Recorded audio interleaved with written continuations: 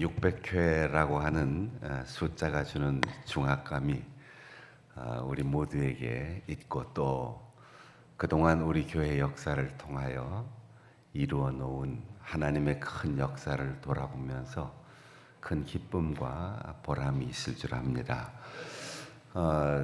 늘 강단에 서는 게 아니고 거의 1년 만에 왔으니까 인사는 해야 될 것 같아요.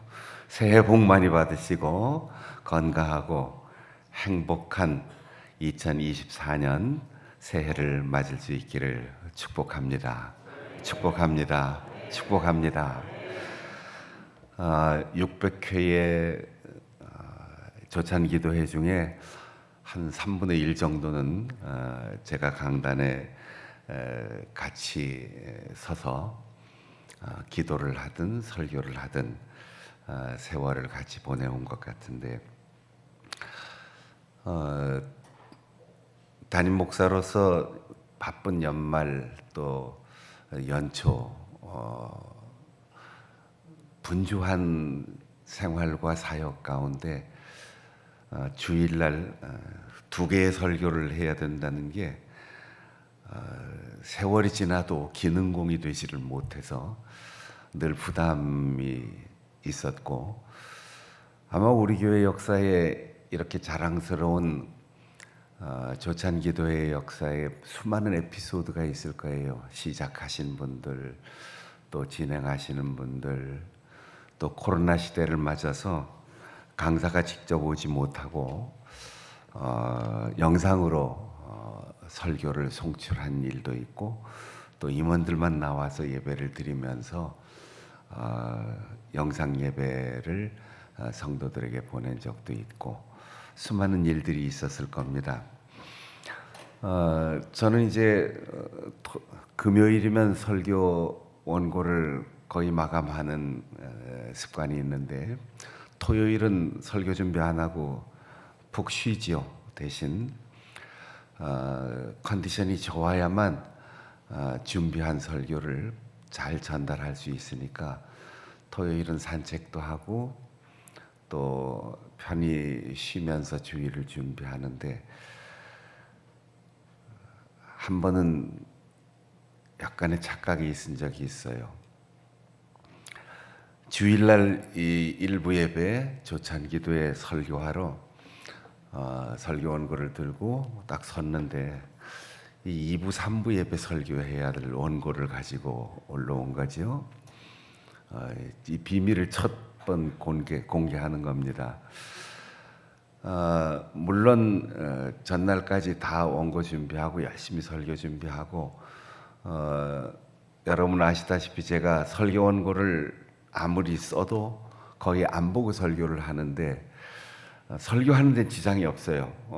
미리 준비하고 다 머릿속에 넣고 있으니까. 그래도 보지 않더라도 이걸 들고 와야 마음이 든든한데, 여기에 들고 온 설교는 다른 설교를 들고 와서 펼쳐놓고, 조찬기도회 설교에 설교 준비한 것을 설교하다 보니까 내가 자꾸 헷갈리는 거예요, 말이. 그래서 하루에 설교를 2가지를 하는 게 참 썩 그렇게 바람직한 일은 아닌 것 같다. 그래서 목사님이 바뀐 김에 이 바쁜 철에 담임 목사님하고 잘 의논해서 이 조찬기도의 설교를 조금 바꾸면 좋을 것 같아요. 가장 많이 몰리는 때 가장 과부하가 걸리면 목사님이 실수하기가 일수인 거지요. 그러니까 1년에 한 번 하라 그러면 한 5월이나 6월 달쯤 해서 이렇게 날씨 좋을 때 하면 좋은데, 1월에 담임 목사님이 설교를 오전에 2번씩 2가지를 따로 하게 하면 무척 힘들어요. 그래서 저는 좀 사람이 미련해서 꼭 참고 그냥 갈 때까지 간다. 그렇지만 우리 장 목사님 오셨으니까 이제 스타일을 좀 새로 바꿨으면 좋겠어요.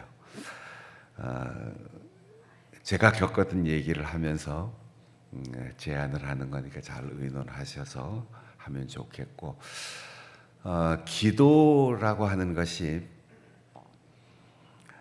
하나님 앞에 요청한다, 청구서를 내민다, 그리고 올바른 장소에 서서 올바른 관계를 맺는다, 그런 의미를 가지고 있는데, 무조건 길게 얘기하고 많이 얘기하고 소리 지르고 간절하게 때를 쓴다고 기도가 성취되는 것이 아니라, 내가 무엇을 하기 위해서 무엇이 필요한데 그것을 주실 수 있는 분은 하나님이십니다. 그래서 하나님 앞에 서서 하나님께 내 사명을 위하여 필요한 것을 요청하는 것, 그러기 위해서는 늘 좋은 관계를 그분과 맺고 있어야 하는 것, 이것이 기도입니다. 예수님은 하루 종일 바쁘셨습니다. 피곤하셨습니다. 사람들에게 베풀어 줄 수 있는 모든 능력을 다 사용하고 기진맥진하셨습니다. 그런데 날이 밝기 전, 아직도 어둠이 사라지지 않은 이른 새벽, 혼자서 한적한 곳으로 가셔서 기도하셨습니다. 왜냐하면 능력은 사람이 많은 데서 오는 것이 아니고 돈이 많은 것에서 오는 것이 아니라, 많이 배워서 능력이 나오는 것이 아니라 하나님이 주셔야만 작은 일에서부터 큰 일까지 할 수 있다는 분명한 믿음이 주님께는 있었기 때문입니다.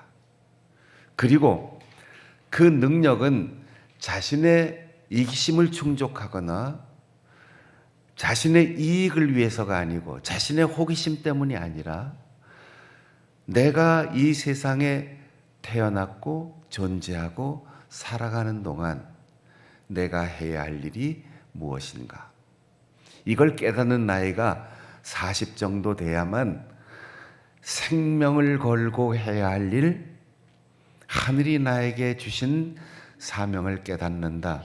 그래서 지천명이라고 이야기하는 거죠.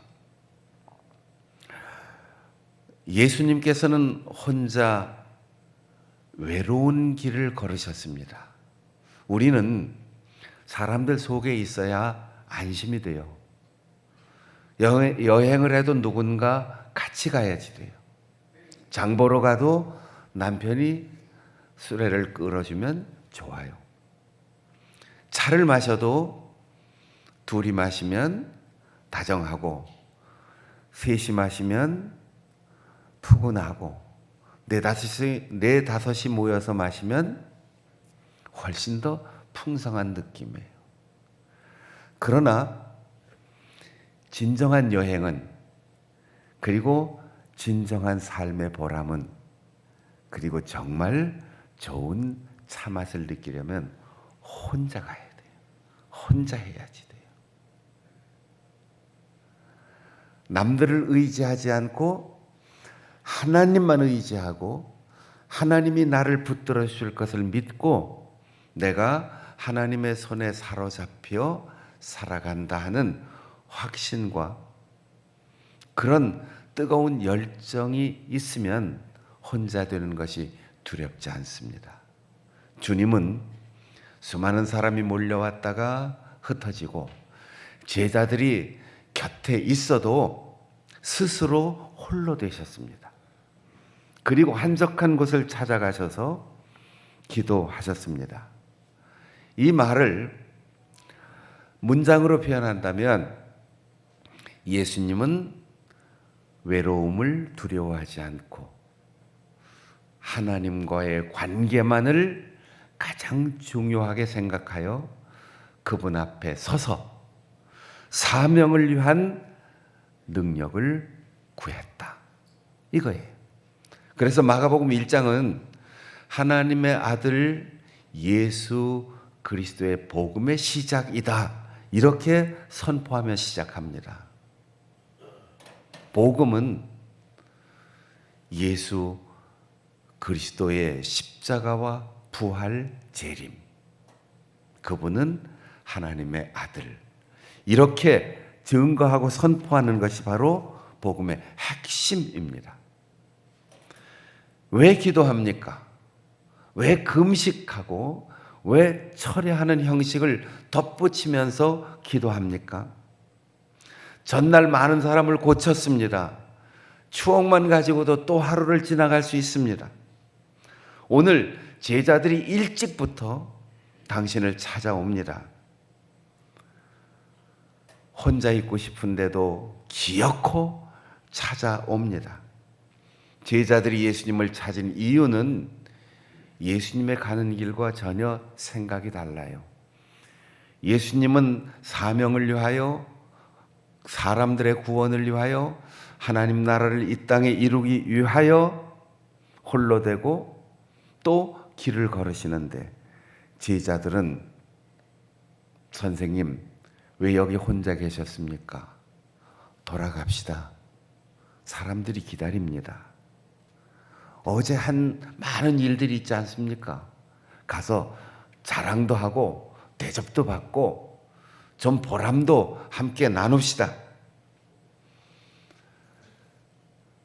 예수님을 찾는 목적은 예수님의 생각과 전혀 달라요. 우리가 교회를 열심히 다니고 우리가 나름대로 교회에서 직분을 받고 사역의 부여를 받아서 하나님 앞에 헌신할 때 정말 내가 하는 이 생각과 내가 하는 말과 내가 계획하는 목표가 주님의 뜻과 일치되는가? 이것이 정말 하나님의 뜻일까? 예수님처럼 아무것도 고려하지 않고 어제 일도 잊어버리고 하나님 앞에 단독으로 서는 기도의 시간은 그래서 필요한 거예요. 우리가 기업을 경영하든 직장 생활을 하든 아니면 내가 어디에 가서 무엇을 하든가 하나님의 뜻을 저버리지 않고 주님의 뒤를 따르기를 원한다면 우리는 주님 앞에 서는 시간을 확보해야 됩니다. 계획적으로 애써서 그 공간을 확보해야 합니다. 우리는 흔히 지나간 날을 이렇게 돌아보면서 과거를 후회하면 뭐해? 바뀌지 않는데, 바꿀 수 없는데. 아니에요. 과거를 바꿀 수 있습니다. 어떻게 지나간 과거를 바꾸느냐고요? 사실은 바꿀 수 없지만 해석이 달라질 수 있어요. 여러분이 잘 아는 것처럼 제 아내는 간호사예요. 그리고 1998년 터키 대진 때부터 IT 지진까지 20여 년의 긴 세월을 전쟁과 재난의 현장을 다녔습니다. 제 아내는 간호학교를 졸업하고 대학병원에서 다른 간호사들에 비해서 안정되고 월급도 많이 받았습니다. 그런데 독일로 가서는 월급을 받으니까 한국에서 받은 월급보다 8배 내지 10배의 월급을 많이 받았어요. 그런데도 자기는 만족이 없었어요. 국내에 들어와서도 간호사 생활을 했습니다. 그런데 늘 마음속에 평생 해결하지 못한 불만이 있었어요. 미움이 있었어요. 우리 엄마 아버지는 왜 나를 간호학교를 보냈을까? 왜 3학년 담임 선생님은 나를 간호학교 가라고 진학을 시켰을까? 나보다 공부 못하던 애들이 다 대학 교수 되고 나보다 공부 못하던 애들이 다 좋은 데 시집가서 떵떵거리고 사는데 왜 공부 제일 잘하는 나를 간호학교를 보낸 거야? 어쩌다가 전도사 부인이 되고 어쩌다가 연애해서 목사의 아내가 됐는데도 지나간 과거의 서운함, 그 아쉬움을 지울 수가 없었습니다. 그런데 터키 대지진 한 달이나 되는 긴 시간 동안 그곳에 가서 죽어가는 많은 사람들, 눈앞에서 가족을 잃고 말이 사라진 실어증이 걸린 사람들, 외상뿐 아니라 그들의 마음까지 끌어안고 봉사하는 가운데 하나님이 왜 나를 간호학교를 보냈는지, 내 돈을 내고 내가 비행기표를 끊고 의약품 구입비까지 내가면서 그 고된 일에 헌신하면서 자기는 삶의 의미를 찾았어요. 그리고 하나님 앞에 감사했어요. 그리고 평생 중년까지 안고 있던 그 바꿀 수 없는 과거에 대한 아픔과 불만을 바꿨어요. 어떻게? 간호학교 가고 간호사가 되고 병원에 근무하고 환자들을 돌보는, 사실은 변화가 없지만 하나님이 나를 이렇게 쓰시려고 간호사 되게 하셨구나. 해석이 바뀌니까 지금 현재 내가 무엇을 해야 하는지, 지금 내가 어떻게 감사를 표현할까, 주체할 수 없는 감사가 넘쳐나기 시작했어요. 그래서 말라리아에 걸려도 귀국하는 비행기에서 지진이 났다는 신문 기사를 보면서 도착하자마자 다시 짐 싸가지고 그 고된 길을 가면서도 행복하다고 말했습니다. 여러분, 우리의 과거가 불만이 가득하고 후회가 가득하다 하면 그건 어쩔 수 없는 거다 생각하지 마세요.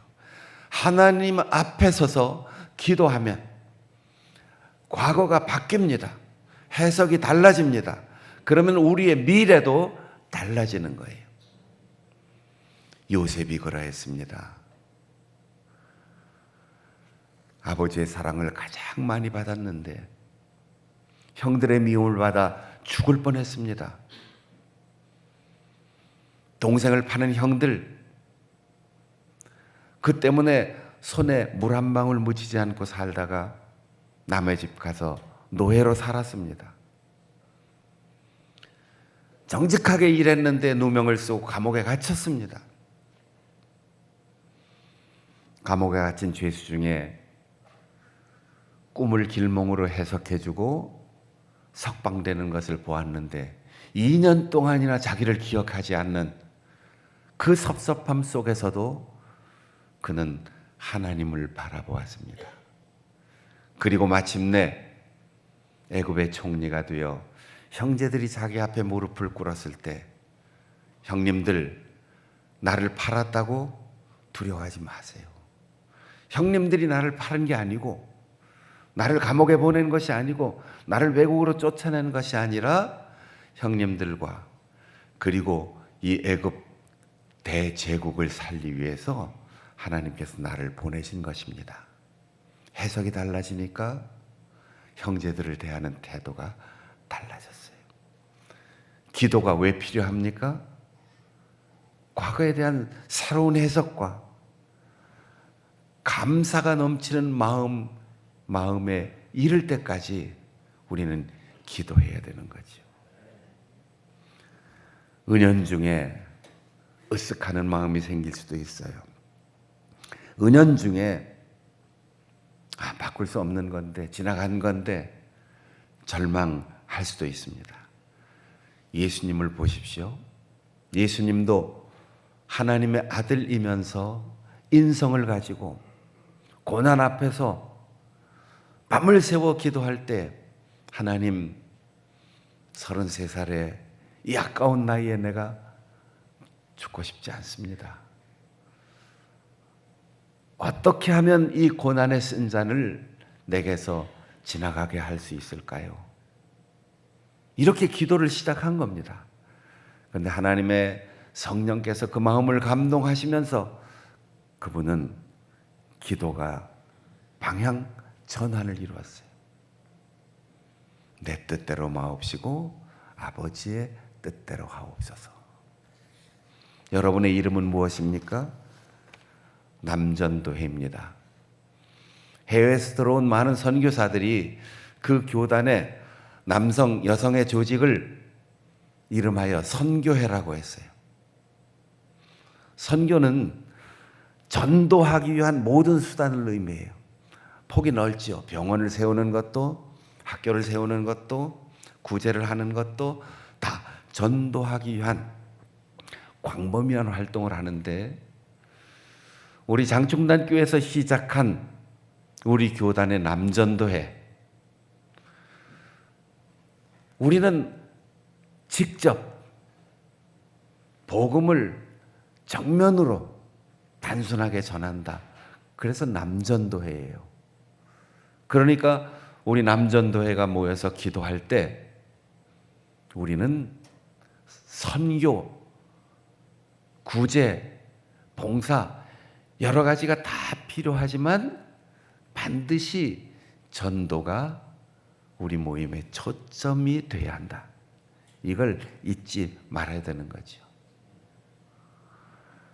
예수님께서 내 이름이 무엇이냐?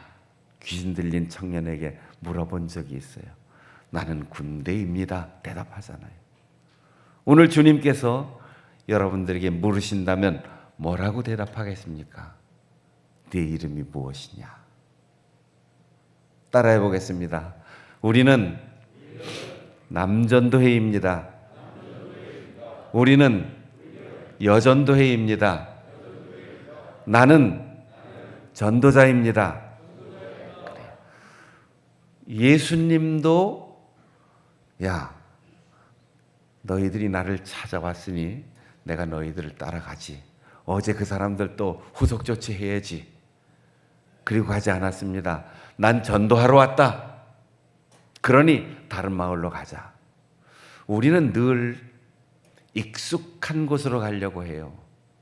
우리는 늘 내 기득권이 보장되는 쪽으로 기울어집니다. 그래서 대통령이 바뀌고 장관이 바뀌고 구청장이 바뀌고 사람이 바뀌면 조금 신선하려고 하다가 구관이 명관이야. 구관이 명관이야. 구관이 명관입니까?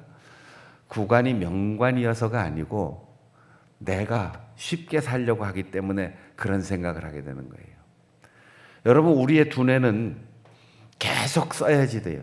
그리고 계속 쓴다는 것은 속을 썩이거나 공부를 많이 한다는 게 아니고 새로운 것에 도전을 해야지 돼요.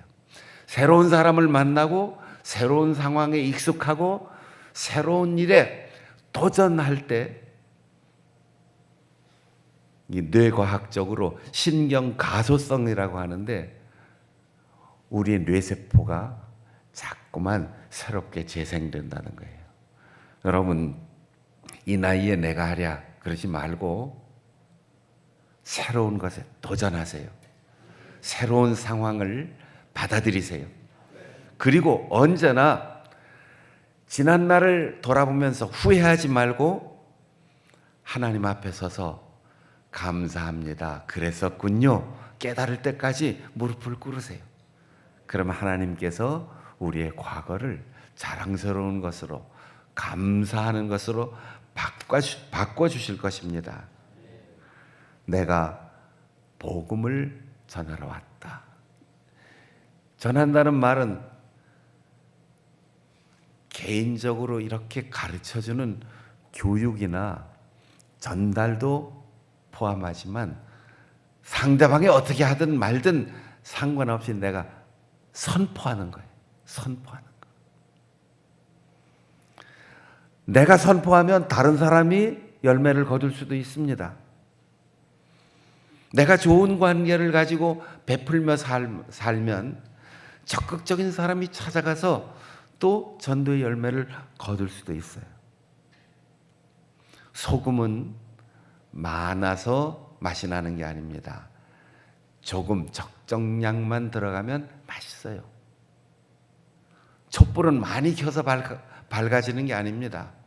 별빛은 광도가 높아서 희망이 되는 게 아닙니다. 그저 밤하늘에 혼자 반짝거리고만 있어도 방향이 보이는 거죠. 초 한 자루면 방 안을 밝히는 것이 충분해요. 오늘날 우리 한국교회가 목회자들이 교회의 중요한 직분을 맡은 사람들이 사회로부터 손가락질 받는다 할지라도 그것 때문에 절망할 필요 없어요. 한 사람이라도, 10사람이라도, 한 교회라도, 한 교파라도 제대로 자기 자리에 서서 복음의 열정을 가지고 순수하게 살아가는 사람이 있다면 그 소금 때문에 맛이 나요. 그 빛 때문에 방향이 짐작이 가는 거죠. 그렇게 기도하니 과거가 바뀌고 현재의 해석이 바뀌니까 미래의 목표가 확실해지고, 그래서 내가 전도하기 위해서 이 세상에 왔다, 예수님의 말씀을 나의 삶에 접목하면 우리도 나가서 복음을 전할 수 있게 되는 거죠. 예수님께서 기득권 다 내려놓고 자기를 기다리는 사람들 다 외면하고 새로운 사람들을 찾아갔습니다. 그리고 그 많은 병자들을 고치고 귀신을 내어 쫓았다고 했습니다. 기도하고 전도하니 기적이 일어난 거예요. 따라해 보겠습니다. 기도하고 전도하니 기적이 일어난다. 기도하고 전도하면 기적이 일어난다. 옆에 사람에게 얘기해 주세요. 당신과 나를 위하여. 이 네 마디를 쭉 이어서 합니다. 기도하고 전도하면 기적이 일어난다. 당신과 나를 위하여. 시작.